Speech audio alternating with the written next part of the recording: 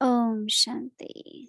So now is a story time. So just want to tell you that since past few weeks we had started this new Bhakti journey where we are sharing the stories of experience with Mohini Didi, something which can left us as our teaching from being with her.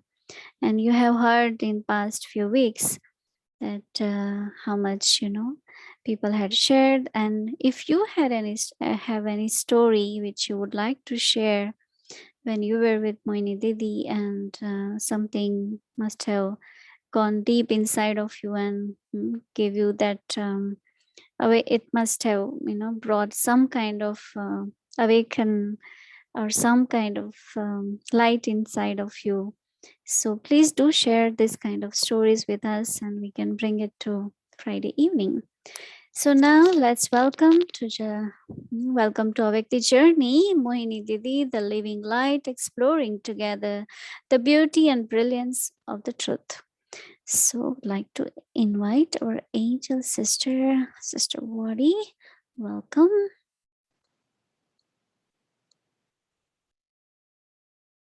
Whoops, on mute. It keeps going back to, all right.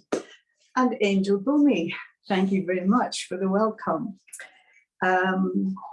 Over to Brother Dev. I'm looking forward to exploring some of the ideas or the items that have come up in this evening's story. And once again, I doubt very much if Sister Mohini will remember it, because it's 1993, but I'll be curious. We know that it's part of her nature and way, but I'm looking forward to exploring this one with her. Hello, Devbhai. Om Shanti, Sister Wadi. Shanti. Good evening. Happy Friday. Thank you. All right. Story goes like this.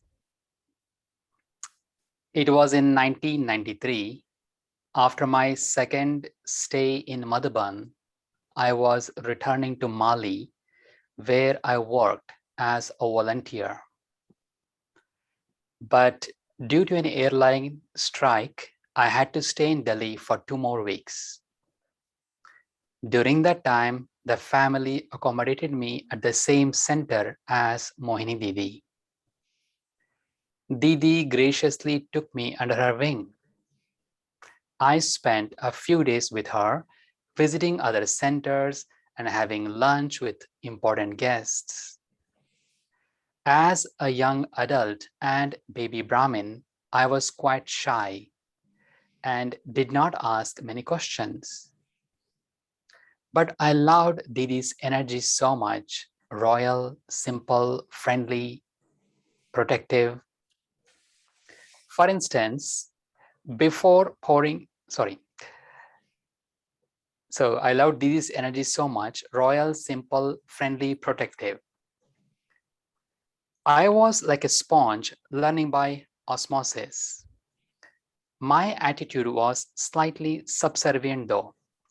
For instance, before pouring myself some tea, I would offer some to Didi and all the sisters around her. I was too kind. Observing my personality, Didi reminded me of my self-respect. Moreover, having no employment prospects despite my university diploma, I felt very anxious. Didi's main advice was to learn to be here and now. Those moments and words have always stayed with me as landmarks, even during the next 23 years I spent away from the Yagya. I came back on Avivek Babdada's Day, March 10th, 2021. I like to believe that Dadi Gulzar came to get me. I immediately started watching Avivek Parivar broadcasts, rediscovered the Murli with delight, and returned to the center. I was welcomed like the prodigal son, which rekindled my sense of belonging. Professionally, I am now in a leadership role. I find Mohini Didi as a role model. Her daily teachings, the way the yagya is managed, Baba's wonderful Murli, and Srimad are the very best management framework I could ever have imagined. Om Shanti and thanks for everything, wonderful family. I'm not sure you can ever be too kind. But anyway, dear Sister Mohini, Om Shanti, welcome. Thank you for joining us again.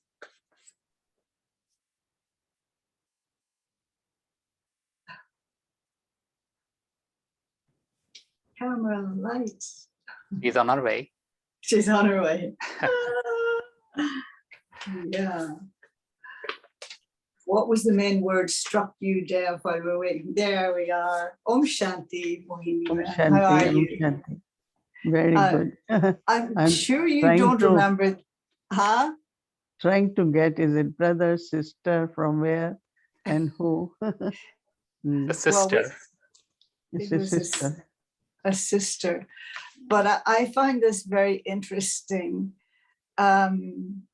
because she's saying that her attitude was one of subservience.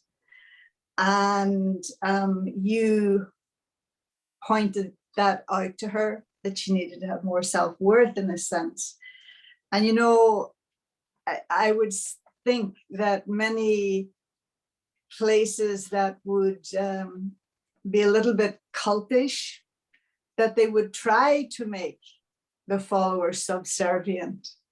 Mhm. But that doesn't happen here. And speaking with someone a little bit earlier, and I hope this isn't too long-winded, but I'd like you to make these distinctions for me, that sometimes values are connected with culture, right? Each culture has their own values, but virtues are not cultural, right? And so sometimes the value that is, like for instance, there was a situation here the other day and someone said to me, this person, they were both from Bharat, they said, this person is being respectful because that's what she was trained in being brought up. And I said, that's not true. This person's always respectful.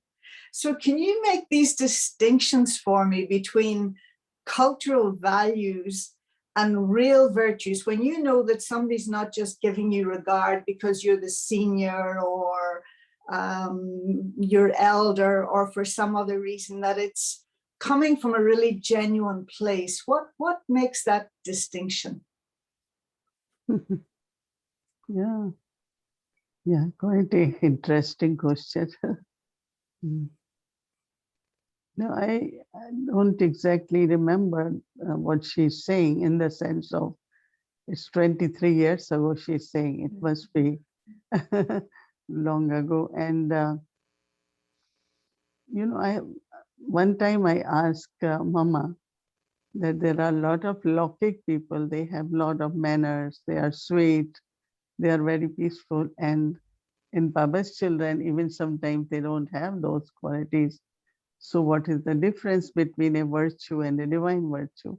Mm-hmm. And Mama immediately said that if, let's say, quality of respect, now respect could be, we are taught as a etiquette, it could be manners, or it's from the heart. One time Chandramani Dadi said something came up about respect. She said that could be also a etiquette or way, but then is it from the heart or not? So, you know, in the sense that this quality, subservient and self-respect. But as you said, like when I came in England first time, even I knew a lot about Western culture, and because in my Lokik family, we were connected with foreign affairs. So that means we were very much in contact with diplomats and all that. But, you know, what I found that Like, let's say, I think it's both ways, not necessarily comes from the family, but also it could be family. Like if I'm drinking a cup of tea, I always would like to offer someone, or with Dadi Janki, she will say, why everyone has to make separate tea. Mhm. So Jayanti Ben's mother will boil a big kettle of tea and then everyone at 4 o'clock. And not necessarily tea is something you want of your taste, right? You don't want any tea. So everyone used to go get a pot, little one, and make their own tea. And Dadi, I don't know, Dadi didn't really appreciated that. So she said, not 4 o'clock, everyone has to come for tea. And then she will read some of the notes from the Murli Mhm. she used to get from other one. You will remember that. Yes. Yeah. So this was me. And then Dr. Nimla, there were few others keep telling, you just make tea and drink. Otherwise, you will keep making tea whole day. But it doesn't bring any change in me because I still felt I cannot do that. If I am eating, if I am drinking something, I must offer. And that still I have. I don't know its value or habit. But even now, if I see anyone, have you eaten? If I'm eating, have you eaten? It's so normal. And some people say, why you have to keep asking?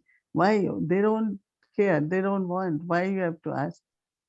I said, I can't change it. I don't want to give up that because that gives me so much contentment and kind of feeling that everyone belongs to one family. We are all brothers and sisters. Why cannot offer to each other? But there are some people they can sit, they can have their lunch, they don't care if anyone has eaten. And once I asked one, oh, so and so has eaten. Oh, I don't know. They have to take care of themselves. Of course, they will have to take care. I feel that this little nature of caring for each other, it's really a beautiful quality. And if it can be in everyone, I think it gives a good feeling. So now we have to have see that is it it has come from culture or it is because my personal value or there were certain things. Of course, when you are brought up in a extended family, then you always have big cooking, big sharing. But I don't know, deep within, when you really care, that kind of love is there, you will do things which I don't know if they are norms or they are culture, but it's basically coming from one's own heart. But what do you think this sister, and of course, it's not a court of law. We can't go back and examine anything, but she's implying that she was being too kind, and I can't imagine anybody ever being too kind. But maybe what struck you was that in her doing that, she was really begging for something. She was asking for something. What was it? And I'm curious that is there a particular behavior that you see in other people that you check them on because they may not even be aware they're doing it, and yet you feel that it takes away from the beauty of the soul or the dignity or the respect of the soul? I don't mean big things like them being angry and irritated, but something like that. I used to feel from Daddy sometimes that she didn't, she almost preferred you as long as you were being authentic, and she was okay with it. But if she kind of felt that you were trying to get something, then it would be almost like she would dismiss you. Is there any behavior that particularly catches your attention that you feel people need to deal with this for their Okay, progress? let's take the first part is that I had been telling people, not recently, but don't try to be too good. Now, why I say it? Because they suffer after that. Mm-hmm. Oh, I was so good, but that Yeah. person didn't respond to me. I at least expected something. This sorrow which comes, So I Yeah. say, why you did, why you did more than what you could do? Just be normal. And, if other person didn't do, you won't be hurt anyway. So I actually said to many people, when they say I was so good, I say, remove the so, just be good. Remove, like, so I think that sometimes we do it, maybe we expect something certainly, and then there is sorrow, there is suffering, there is whole feeling of I was not respected. But if you are doing something good, why should you suffer? So suffering is somewhere that subtle desire is there, which doesn't get fulfilled, and there is suffering. So I noticed that, but I had been telling many people, I don't remember recently, but do whatever you can do. Someone said, I really went all the way, out of way. I said, if you did it, you should be happy, no? Oh, but I at least thought that this person will acknowledge, at least will appreciate, at least will say thank you properly. But this one didn't respond properly. So I'm sad, no? But that's not right too. If I am doing something good, I should be content, I should be happy, not have this subtle thought. Yesterday, I was talking to Chandruben. She called. It was Thursday morning and she was about to eat breakfast. She said, I wanted to say hello to you. And so I was telling her that how everyone is so happy because you smile and you have kept your stage. And she said, why are you praising me so much? I said, oh, one thing I haven't done in my life is to praise people. But if it comes in my heart, I'm saying you. And really, that gave her so much comfort. And, it's just, I feel that at this time for her, as much love we can share, as much, not because I'm expecting her to give me love, but she called me out of love, which she does whenever she feels, she calls me. She must be listening, I think, even now, because she doesn't miss any evening. So, so I think what we have to do is do it from heart, honestly, not because it is culture, now it all because it's system. Like some of the things we adopt, but we don't do from heart. So any value I feel is a value when it's your value from your heart. From the heart. Yeah. Now, the sister also said how she loved your energy, and she mentioned 4 qualities: royal, simple, friendly, protective. Yeah, I'm writing. I Where think you I'm counting on my fingers. were you born with those, or could you say that you really worked on this particular one? And I particularly would like to hear you speak about it. And it's a quality, I mean, I love all these qualities, but protective, not just in terms of the yagya, but of individuals. How does that manifest? And I get in trouble for that, right? Oh, really? In the sense of, for me, it's question of everyone's life, right? So I try to protect maybe from someone's sanskar, from some situations, and that soul hope doesn't have to go through. But then I say, well, everyone has to go through whatever, because Maya, they have to pass with honor.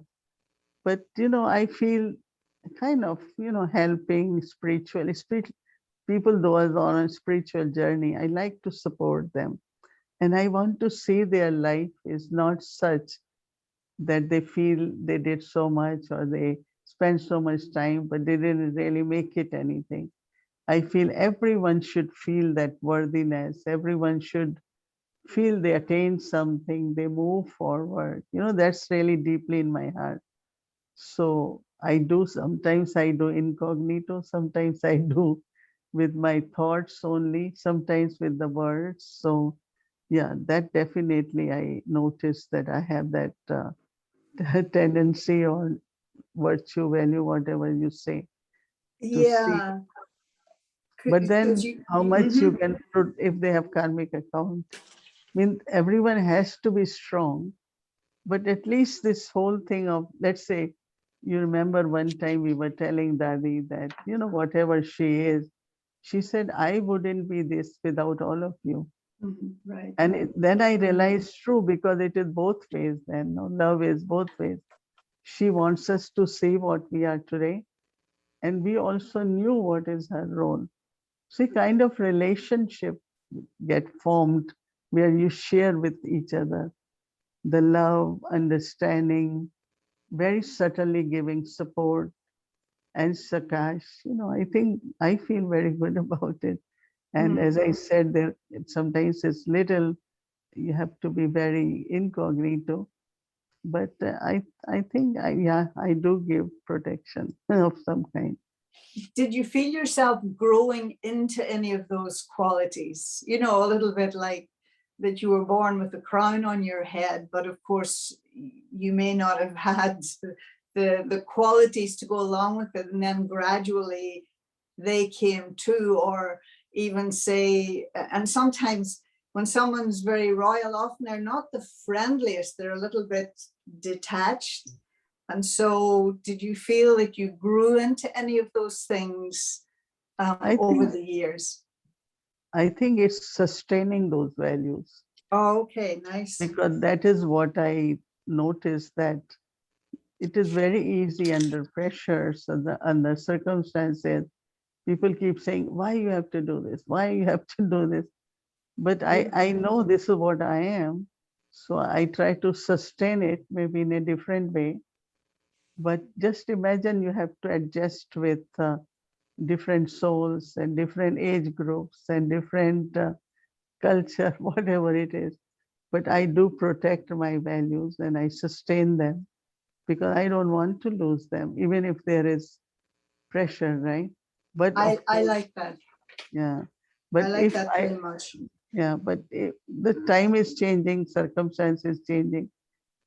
But I'm refining myself in many things. Like today, I shared earlier in Hindi that today whole day I was like, if few thoughts can do more work, why I need to think that much?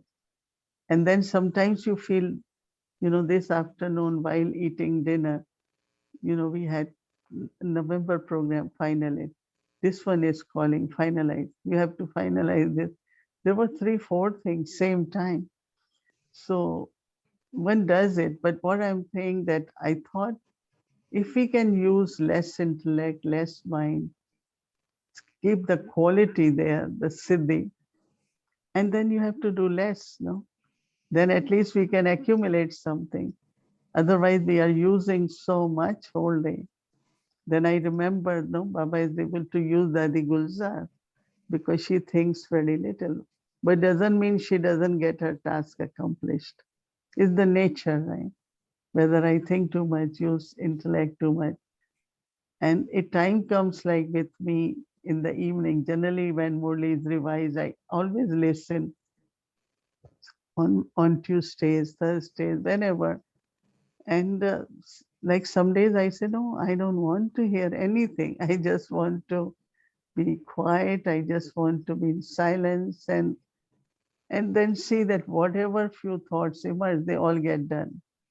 And that's what I am trying to kind of practice, pay attention, Yeah. and work more from this silent power than only using our mind and intellect. That's what you said the other day, that even if we're not there physically, the angelic stage works, and that at the present time, But this it's was really, like a deeper urge to have silence and a very quality thoughts, quality everything from the intellect. and the Because sister, we have higher and higher, bigger and bigger tasks. So how do we increase those capacities, not getting too much involved, but still, help them or able to do that. That's what yeah, I'm paying attention to. I'd be curious, like, when is it a decision for you? Like this sister was saying that she felt she'd evidently been away for some time. So 20, I don't know. 23 years she had been away. Yeah, and so I don't know how her stock how her stock is, but that's an interesting thing, and it's beautiful. Again, Baba's door is always open, and I think it takes a lot of courage for some souls to come back. But she was attributing it to Daddy Gulzar.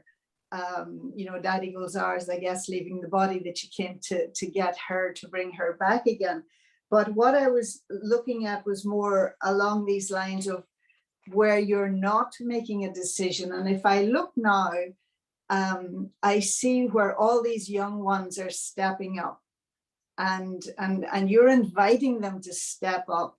And so at what point do you know that the old ones are strong enough to manage by themselves, and you now have to create that space for the young ones to come in, and or does it just happen? I think that it's different. I respect the old ones because they need to play their part.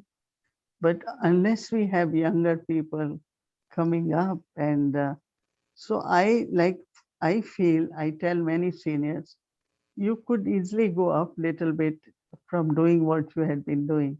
With Dadi Janki taught me, Yes. when she came to Queens, and at that time I was the one used to make bread and cake, and so Dadi came, so it was fresh bread, and she said, "Who made?" So I remained quiet. So, because so someone says, Sister Mohini, oh, so you still have to do that. So I said, I love to do it because you were coming. But indirectly, what she was saying, not about Karma Yoga, but even other things, like here, you know, I'm just giving example. We have at least 5, 6 generations. Yeah. If this one is not there, other can do this one. I believe in that kind of thing, that one person doing everything. And when you are gone, then I always ask people, where is your air? Where is your air? Right. Oh, I am okay. I get enough help. I don't know, for Yagya, I feel looking at dadis, or looking at sometimes that leadership gap is there because we never thought that way. Like someone said, oh, Yes. Dadi Janki could have done this before she left. I'm just giving example, but sometimes we think maybe somewhere it is not right, or whatever the reason. So I always see that gap, jokingly I ask brothers also, but who will sign this when you are not there? So taking along people is a way really where you can leave your Baba's task done in a very appropriate way. But if you don't, like we tell people, if you don't write the will, a lot of complication after, right? Some people think, no, I don't want to do it while I am alive, but they need to do. And actually, Ramesh Bhai used to say, it's also good to give whomsoever you want to give. Why you think that after you leave, maybe keep something. Yeah. So same is not only money, but it's your skill, your task. Everyone, there should be enough people who can later on, you can say, they will take care. Yeah. They will take care. No, this is what Brahma Baba did. He handed over to Dadi Prakash Mani and then Dadi Prakash Mani. But at some stage, it got little lost. And I don't know, when I see that gap, I keep in mind everything what I am doing, there should be someone who should be able to do. So I have delegated, but still I'm consulted. And that is why when I was given new role, I said I just came out of one and now I am given. But I'm still trying to see it's more on the spiritual level that those things can be done. And let those who are doing, let them do what they're doing. It's not I'm going to do all that. So there is this whole understanding of air souls to be born. Air souls will take care of yagya. There can be many who can do service, programs, but the main yagya has to be taken care of properly. And for that, you need air souls, and you need to give them company, make them understand, so that they do it truly and honestly, Papa's task. So it's 8:31. Yeah. So to be continued. We have the other thing she mentioned was about being here and now, but maybe we can talk about that at another time. Hello, Dev. It's a beautiful conversation. Really, so many things emerged. I think two things, if I had to take away, don't try to be too good, but just be normal. And also, if we really deeply care from our heart, then it's a good value to actually to care. So then virtues will naturally emerge. It won't be really cultural or anything, but it really is coming from the heart. So that's really very beautiful. Yeah, for me too, that was great. Yeah. I like that a lot. And also the other point that I like very much, that it's about sustaining the values that you have. Yeah. Even Thank just you. growing them, but sustaining them. Yeah. Thank you so much, Sister Mohini. Thank you. No, Thanks, Deb. Bye. it lovely makes you think about what even I am. So it's very good to Yeah. revalue the value. Imagine they only gave her 4 qualities, Deb. Can you imagine? We have to reevaluate our values again. Now that's because we had a limit in how much they can write. So she stick to the 4 qualities. Okay. Okay. Shanti. Good night, everyone. All Om Shanti. right. Om Shanti.